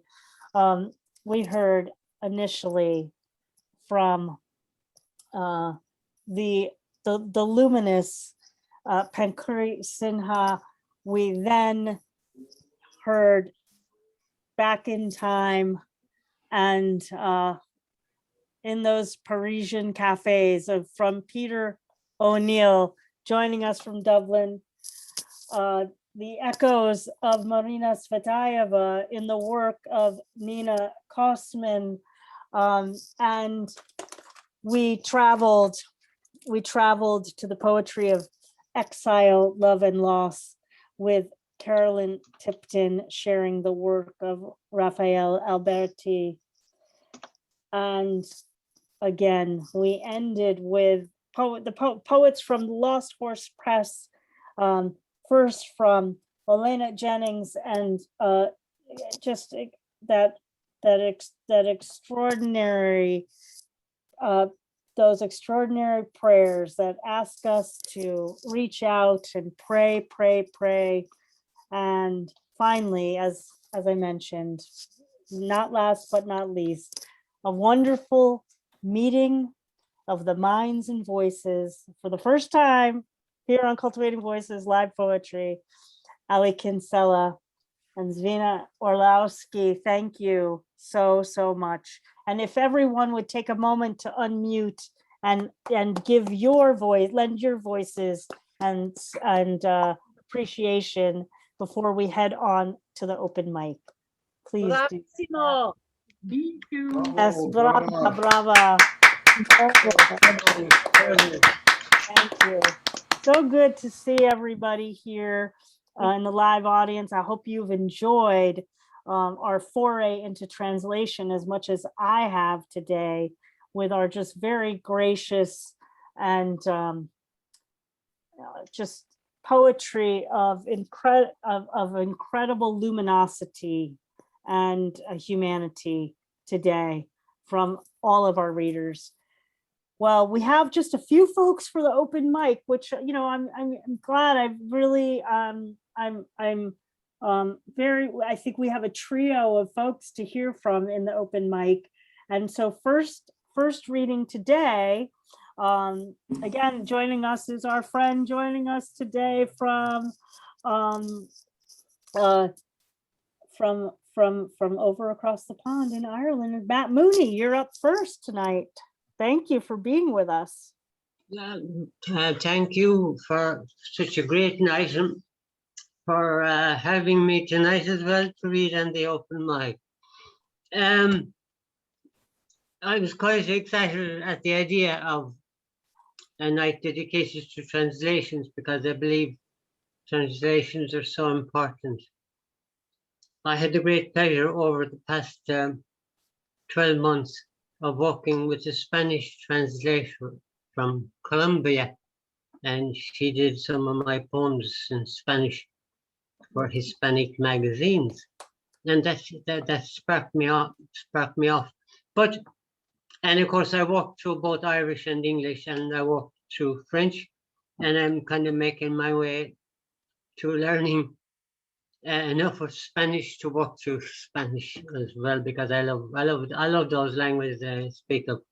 But there's a book that I found today, and I won't delay you with the introduction, but there's a book I found today because I was thinking of a poet to read from, and the name of the poet is Yevtushenko. Yevtushenko. Now Yevtushenko, born in Siberia, big time in Russia, and moved to the States, moved to Oklahoma. And lived there the greater part of his life. Moved between the USA and Russia. He was a great fan of Gorbachev. The poem I will read tonight is a poem called Gorbachev in Oklahoma. I met this man twice. He's probably the greatest living poet that I ever met. And he only died in 2017. He was born in 1933. And I was so lucky to get his autograph. And of course, the book that I bought was in Listowel. He was in Listowel Writers Week. His autographed as well. But I got his autograph actually in Galway. He was in the Radisson Hotel in Galway in 2005, and the performance was world class and fitting for the man that was in it. And not alone his poetry, life, his performance. He was a performance poet, but he actually played the grand piano as well. So we had a wonderful night. Now this is the poem that I'm going to read for you. Gorbachev in Oklahoma. I'm a great fan of Gorbachev. In Russia, confusion and diffusion, reputations like rubles are falling. But in Oklahoma, leaves are falling in autumn. No bands playing, no red carpet, with the requiem like rustling of dead leaves. The most beloved communist of capitalists landed in Tulsa, like an unexpected yesterday. From the seat arises the Indian chief, who hung his talisman, the coyote's tooth, in his Porsche, and he applauds that white man who offered the peace pipe. Groaning, the big oil chiefs rise, eyeing their guest as if he had risen from the dead, and their wives, exhausted by aerobics, weep with compassion because their Garby was hurt by that Russia. Such bitter honey to be understood better by those foreigners. His own people did not forgive him even one slip. But who is loved in Russia now? Nobody. The rest of the world is kinder to Russians than Russia itself. He was the first who, with his peasant's hand, tore off his head the crown of the Red Tsar. He put his palms on the Afghan flames. He pulled the Sakharov through the bars of exile. And the Berlin Wall immediately collapsed when Gorbachev very wisely looked the other way. He saved from another Hiroshima and another Gulag all of us and our grandchildren, but he became the first victim of his own gift to us, the victim of the freedom that people did not deserve. And he, the creator of freedom, trembled. He was trapped in his fear as in a web, and his country, like a carpet, was pulled out from underneath him by professional carpetbaggers. He, the map maker of the next century, as a ghost, became unemployed in the times when everybody began to grab everything during the times of the Great Grab. He is all alone like all the world's heroes. He was broken by ingratitude. He aged. Sometimes the contours of Africa on his brow swell when he is insulted by the mob.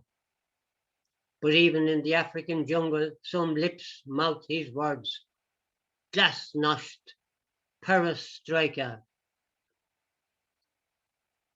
He flies everywhere, but for him, all countries are islands of exile.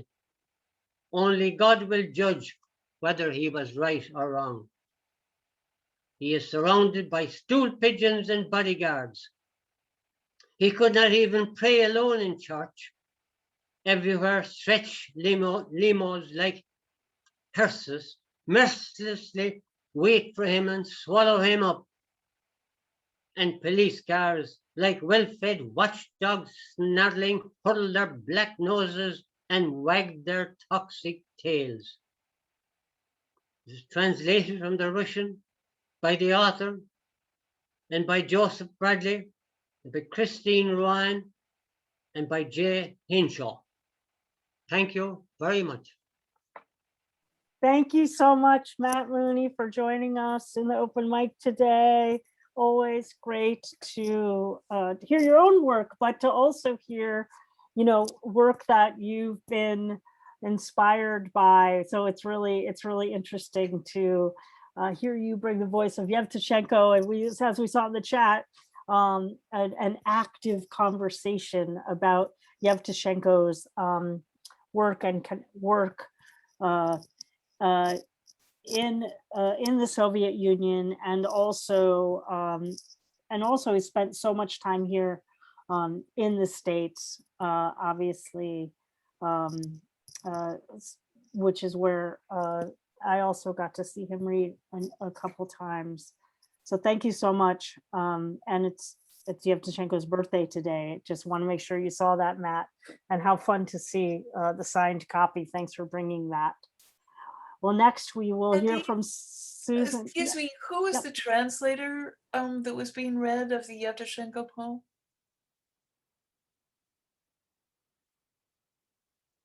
Matt, can you share the translator again?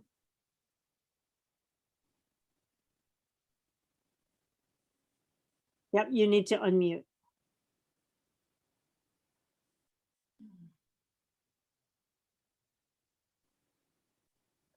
I'm not sure if Matt, Carolyn, I'll get the name of the translator and Okay, we'll share thank it you. with you. Yeah, no worries. Sorry, I was mute. Oh, Sorry, okay, go I ahead. was Yeah, muted. go ahead. It was translated by the author, by the author himself, and Joseph Bradley, Christine Ruan, and Jay Hinshaw. Hinshow. So feel free to put that in the chat for I us could as do well. that. Thank I you will, so yeah. much. I will, yeah. Okay, yes, and of course, folks, given that this is a we're honoring translation, please be sure to share the name of the translator if you are not the translator of the work, so people can find them. Okay, Susan Abbott is next. Thank you. 3 minutes we have for each of you on the open mic. Thanks for being here today. Great to have you as always.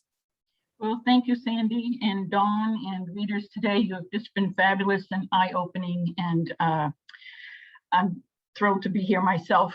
I have a poet named Samira Negrouche. She is an Algerian woman poet. She writes in French and Arabic, English, and Amazigh, I believe. These poems were translated by Marilyn Hacker. They were written in French, and the one I'm going to read to you, I'll read in French and then in English, is translated by Marilyn Hacker. Her book is called The Olive Trees, Jazz, and Other Poems, and it's part of the Pleiades Press translation series.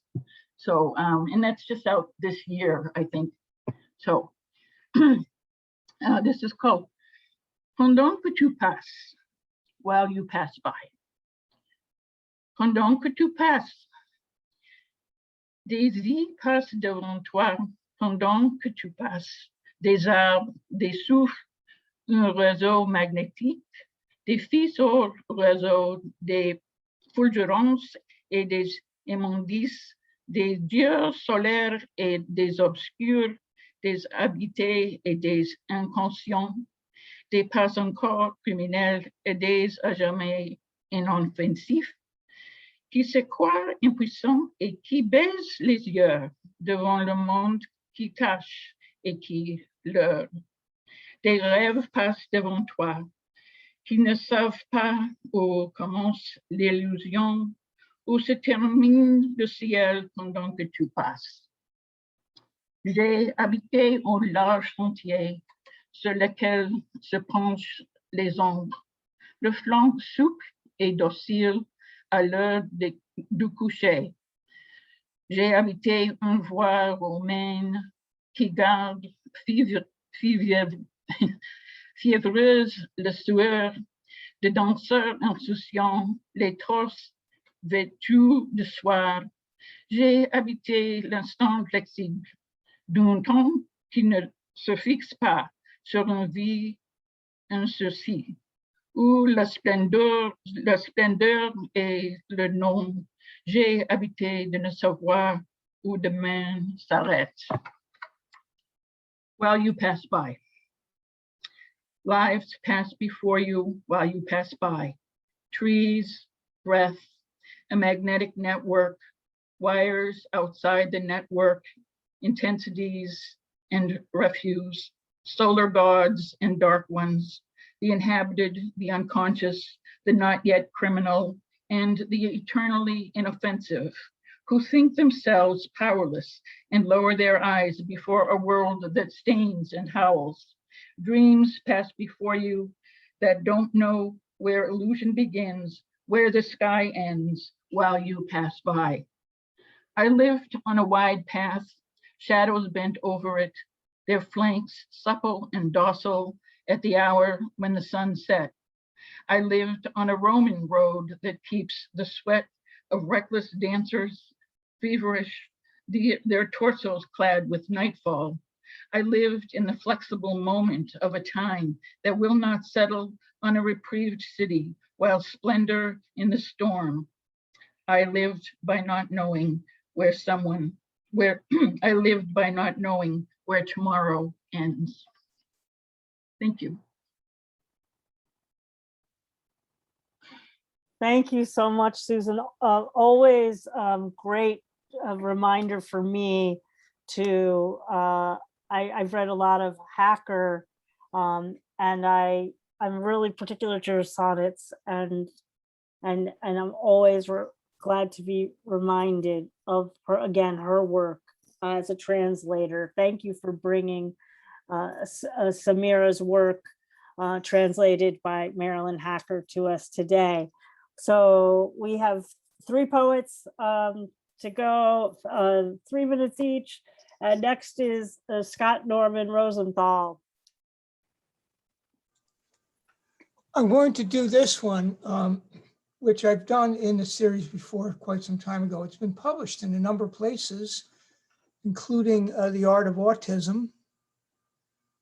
I don't remember, I'm falling apart up here in Vermont, but it was inspired when I read English translations of Chinese poems, that the Chinese poem had a sensibility, was able to describe, I don't know how to put it, both, it would describe human emotions and human experience, but in a transcendental way, that politics was not denied, and yet the person, that you couldn't draw a line between the political and the personal. And the poems were, of course, universal. They're significant in modern times, and even in these times, they would be significant. So I completed this one. I went to the Geraldine R. Dodge Poetry Festival in New Jersey in 1990, which was a privilege. Verses in Chinese style for our friends at the Poetry Festival, autumn 1990. The struggling we do is history. The song we sing, history. Look, after the bombs, rain. The walls we build seem immobile, eternal. The land, the sky, will swallow them. What strange fruit blossoms in time? We wrestle with angels, we struggle with demons, alter the trueness of their names. Lightning, time, rain. In the cities, Luciferian chanting. Some when long-horned antelope will run up from the sea, graze the streets of seaport towns. Hard mist is everywhere. Let's spin wheels through prairies into mountains, you and I.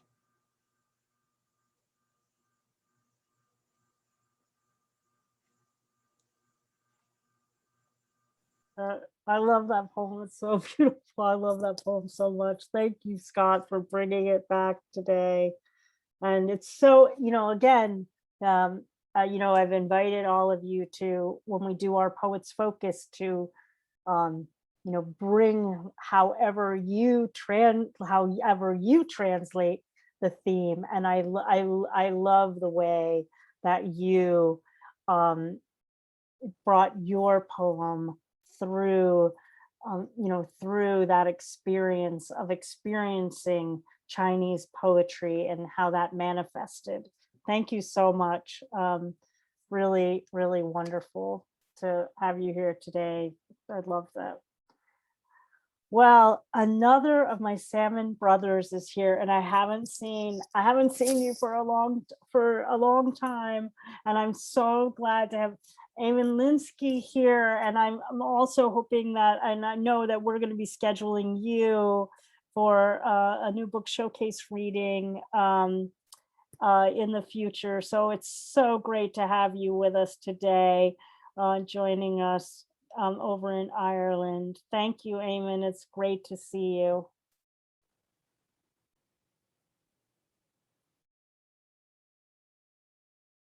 And you'll have to unmute.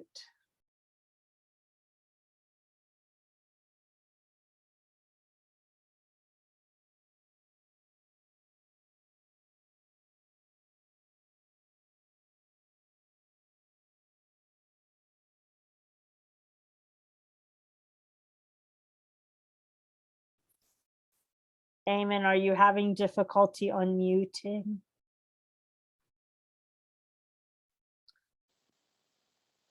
Can you hear me? There you go. Thank you. So great. Wonderful to I was saying, you. yeah, I was saying a poem about loss. The loss at the time is very hard, but and even harder than later on. So this is called Those First Evenings. Kitchen chairs and cupboards decomposed to obscure shapes. A shelf of dinner plates is holding out against the creeping dark that gathers strength in corners. At the table, cup untouched beside him, evening paper spread out. He is reading, unaware a page has fallen to the floor. Is reading, knows that night is nearly here.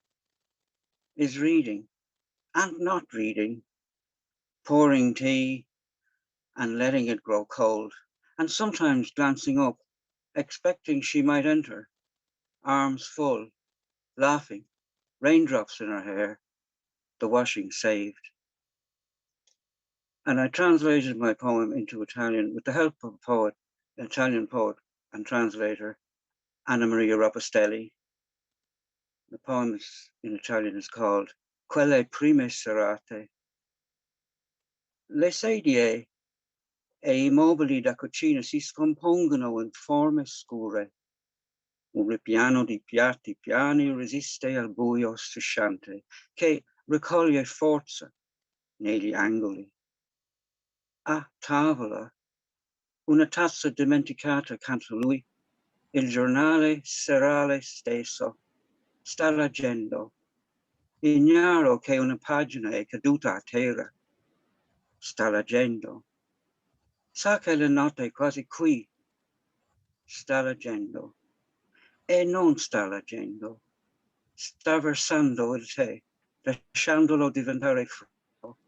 E a volte alza lo sguardo, pensando che lei possa entrare, braccia piene, ridendo.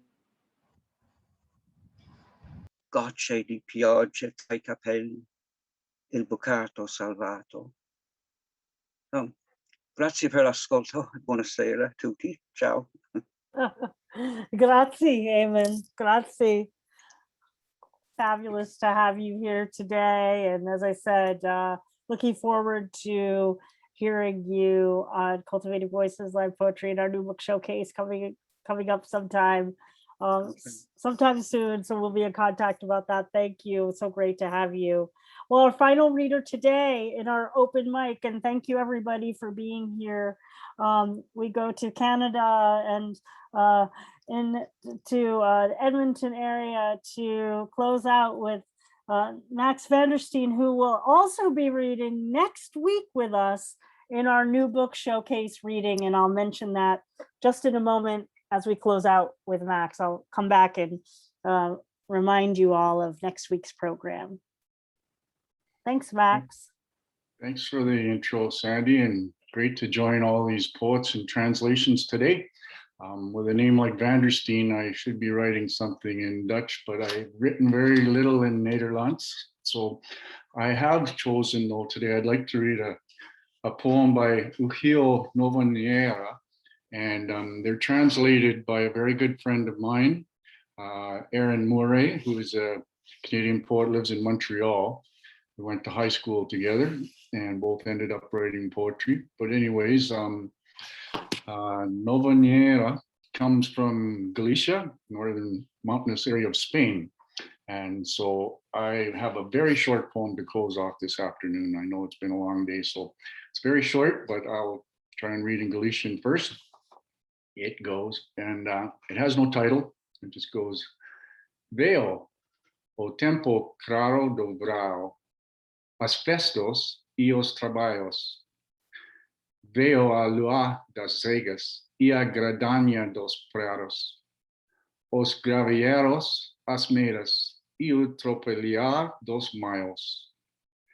Which in English, here at last, the fine days of summer, celebrations and toil. Here the harvest moon and the sighs in the leas, the reapers, the stooks, and pounding echo of flails.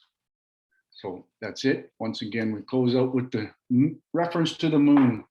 Thank you, everybody. Yeah, we close out with the moon. We're here in our July stormy season, at least here where I am. So that echo of that poem earlier today, the July season, here we are in summer. Thank you, Max, and everybody in the open mic. We heard first today from Matt Mooney, Susan Abbott, Scott Norman Rosenthal, and Eamonn Lynskey, and closed out today with Max Vandersteen. And thank you so much again to our featured poets. A little over 2 hours ago, Pankhuri, Sinha, Nina Kossman, Peter O'Neill, Carolyn Tipton, Olena Jennings, and Ali Kinsella, and Dzvinia Orlowsky. Thank you all so very much. If you want to unmute and give one more final round of applause to everyone for today's reading, I'd appreciate that. And if you have any upcoming readings or announcements, this would be a great time to type them in the chat. Thank you, everybody, for being here. I hope you all will join us back here next week, of course, for our final reading of July. It's our new book showcase.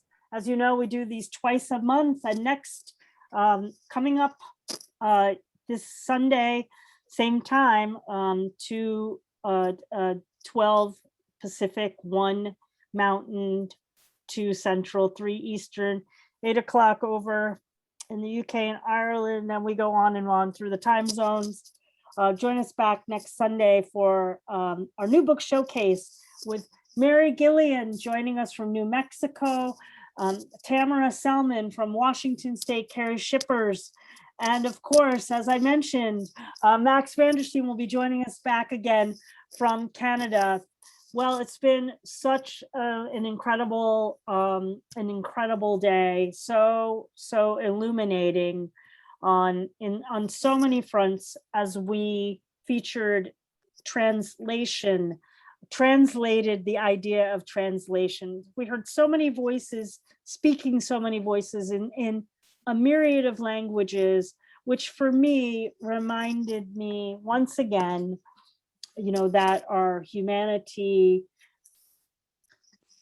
truly necessitates and requires us doing all that active, deep listening. And I know earlier, if he's not still here, I keep, pulling out that word listening, because I think so much about Michael Taylor Ingram's deep listening, quintessential listening. And that's what it's all about here on Cultivating Voices. And no better exemplified than today's poets who shared examples of a different way we can listen to poetry if we experience it in a multiplicity of languages, and the music of that and the humanity of that. Well, thanks again for everybody for joining us today. And of course, thank you so much to Don Krieger for being our production wizard today. As I always end out saying, our humanity depends on that deep listening. So please take care of yourself, keep listening, take very good care of your beloveds, and of course, keep writing and translating poetry as you find it here in the world. We'll see you next week. Thank you so much, everybody. Bye-bye.